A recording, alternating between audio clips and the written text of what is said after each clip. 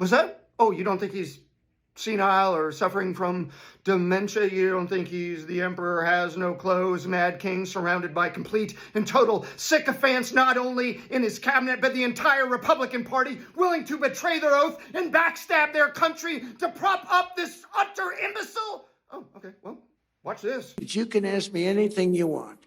You can talk sex. Not the topic I want to talk about with him, unless we're talking about those files where the FBI has 4 rounds of testimony with a witness they found credible who claims when she was 13 that he sexually assaulted her. I would like very much to talk about that, but no one seems to have the cojones to do it.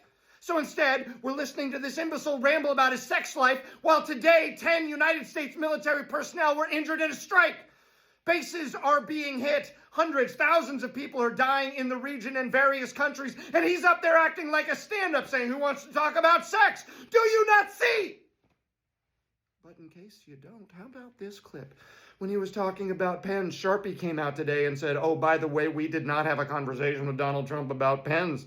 Or their spokesperson said, no, this is not some ongoing thing. This did not happen, which is to say, Donald Trump made up on the spot an entire fantasy about pens, which is clearly very low on the importance scale. So if he's making up things about pens on the spot, you can only imagine what he's making up about, I don't know, tariffs, about the war, the economy, oil. It is all off the top of his head. Most of us have known this for a decade, but for those of you finally catching up, pay attention.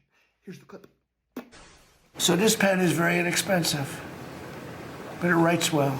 I like it. But I can't have the pen the way it was. You know what it is. I don't want to give too much publicity, but they do treat me well. Sharpie. Notice when he says Sharpie, he's just thought of it. He's read it and is like, oh, I know what that is, and now I'll riff on it. He's a moron.